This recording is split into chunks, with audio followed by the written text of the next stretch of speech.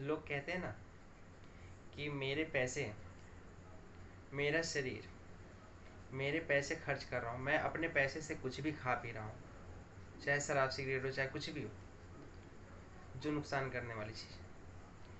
मेरे पैसे से मैं अगर कुछ भी खाता पीता हूँ तो भैया आपका क्या नुकसान हो रहा है? मेरा कोई नुकसान नहीं हो रहा। कई लोग ये भी कहते हैं कि मेरा फेफड़ा ख़राब हो रहा है, मेरे पैसे ख़राब हो रहे हैं, तो आप इतना टेंशन क्यों लेते हो?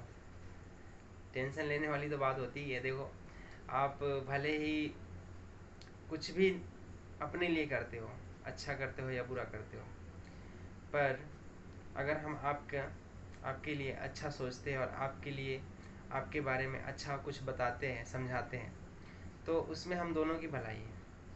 हमें पुण्य मिलेगी और आपको आपका स्वास्थ्य बिगड़ने से बचेंगे। कई लोग कहते हैं ना कि मेरा शरीर, मेरे पैसे, मेरे घर परिवार, बीवी बच्चे, ज़मीन जायदाद, ये वो करते हैं ना, हकीकत में तो मेरा कुछ भी नहीं है। यहाँ तक कि मेरा शरीर भी नहीं है। अगर ये शरीर हमारा होता ना, तो कभी हम बाल सफ़ेद होने देते? कभी नहीं। कभी बाल सफ़ेद नहीं होने देते अगर ये शरीर हमारा होता तो। कभी बुढ़ापा नहीं आने देते, कभी दर्द नहीं होने देते, कभी मरने नहीं देते, कभी बीमारी नहीं आने देते, कभी कमज़ोरी नहीं आने देते। तो हकीकत में तो ये शरीर भी मेरा नहीं है, और हम हर चीज़ को अपना मान करके दुखी रहते हैं, है कि नहीं? पैसा बहुत कुछ है पर पैसा सब कुछ नहीं है, और ना ही मरने के बाद मेरे साथ ऊपर तक जाएगा। पैसा बहुत कुछ है पर पैसा सब कुछ नहीं है। पैसे से बुढ़ापे में जवानी नहीं खरीद सकते, पैसे से जवानी में बचपना नहीं खरीद सकते। पैसे से बिस्तर तो खरीद सकते हैं पर नींद नहीं खरीद सकते। पैसे से भोजन तो खरीद सकते हैं पर भूख नहीं खरीद सकते। पैसे से सुविधा तो खरीद सकते हैं पर सुख नहीं खरीद सकते। सुख है कहाँ?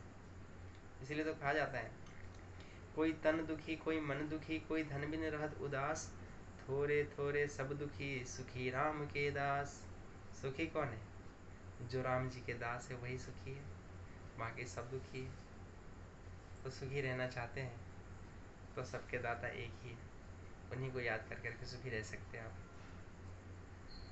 मेरा कुछ भी नहीं है इस संसार में, और आप अगर इस संसार में सब कुछ को या किसी भी चीज़ से दिल लगा लेते हो आप, और उसको अपना मान करके और उसको जीवन जी रहे होते हो आप, और कभी वो छोड़ करके चला जाता है, नुकसान हो जाता है कोई कारण से, किसी कोई चीज़, कोई वस्तु हो जिसे आप बहुत प्यार करते हैं, और एक समय ऐसा आता है जो ख़राब हो गया, टूट गया या बिगड़ गया, कुछ भी, कोई भी चीज़, तो नहीं था तो भी आप खुश थे, और चला गया तो भी आपको खुश रहना चाहिए। तो यही चीज़ है, पहले जब नहीं था तो क्या आप खुश नहीं थे? खुश थे।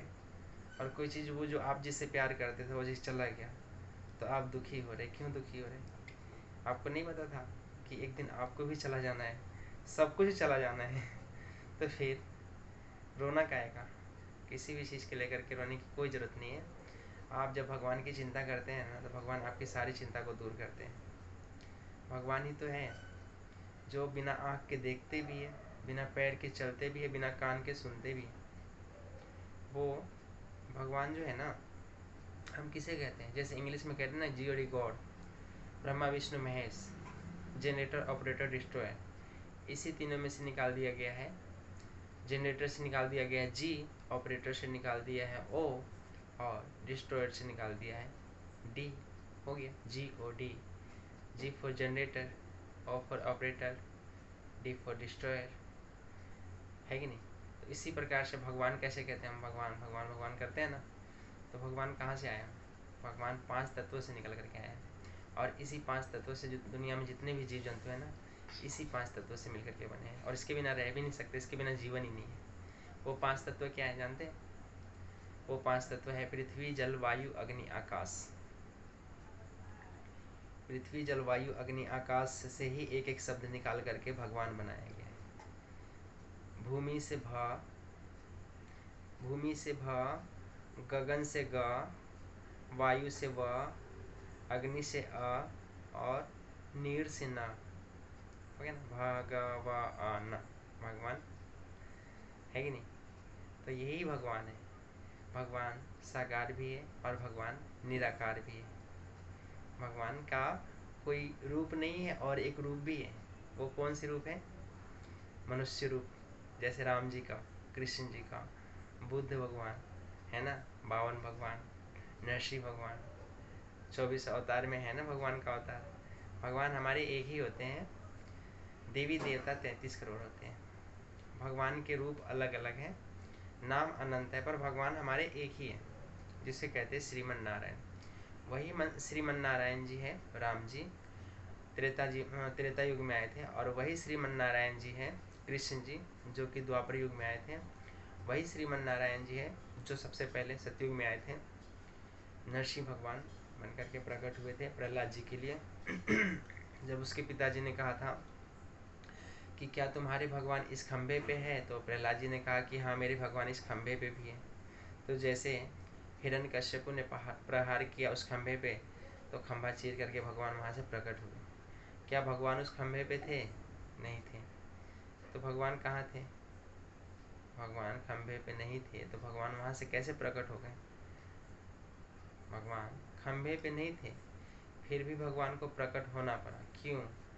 अगर वो आज यहाँ से प्रकट नहीं होते तो एक भक्त का विश्वास टूट जाता, इसलिए भगवान को वहाँ से प्रकट होना पड़ा कि मेरे भक्त का विश्वास न टूट जाए।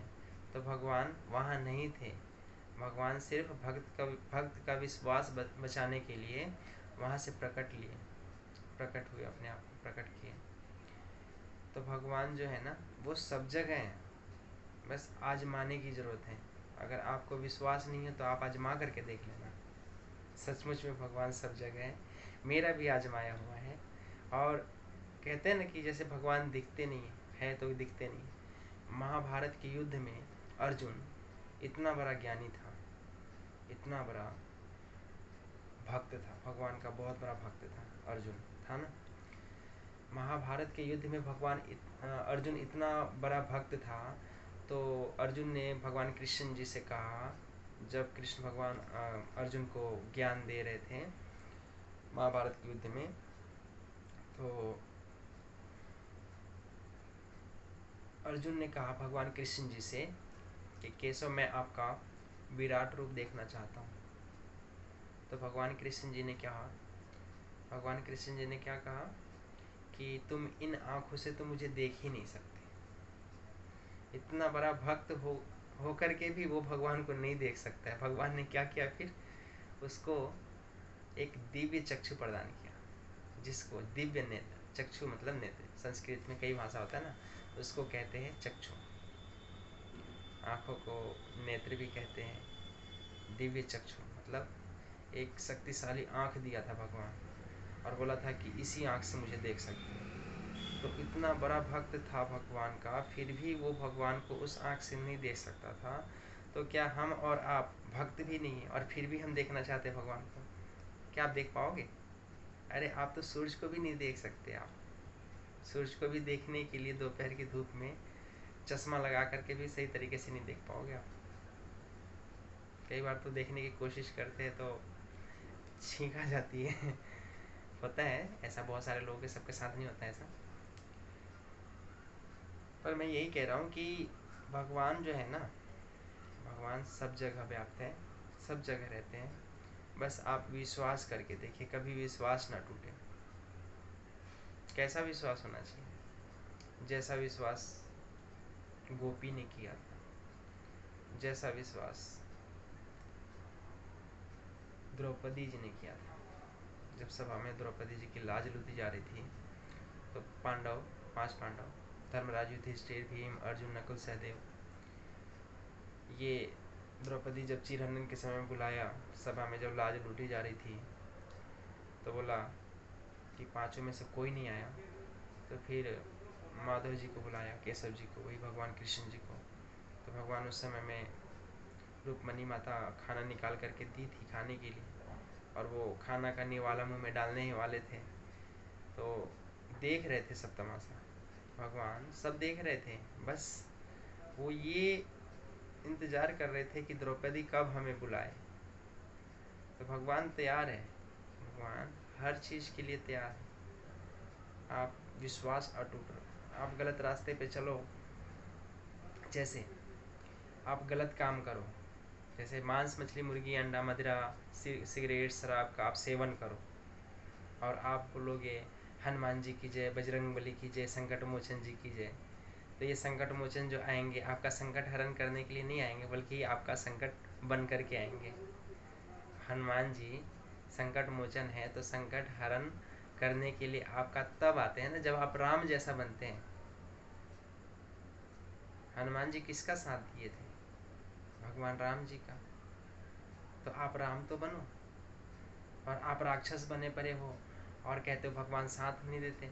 कैसे साथ देंगे? राक्षस के साथ भगवान कैसे दे सकते बताओ? आप एक बात बताओ, आप देखो, आप ही देख लो कहीं पे भी कि आपके नज़र में अगर कोई गलत रास्ते पे चलता है तो क्या आप उसका साथ देते? बिल्कुल नहीं। तो आप एक इंसान हो करके जब किसी का साथ नहीं देते, कोई गलत काम कर रहा होता है तो भगवान आपका साथ कैसे दे सकते हैं? आप तो गलत रास्ते पे चल रहे हो। रावण को तो हर कोई जलाना चाहता है, पर राम कोई बनना भी नहीं चाहता। तो सबसे बड़ा तो रावण आपके अंदर है। आप अपने उस रावण को क्यों नहीं मारते?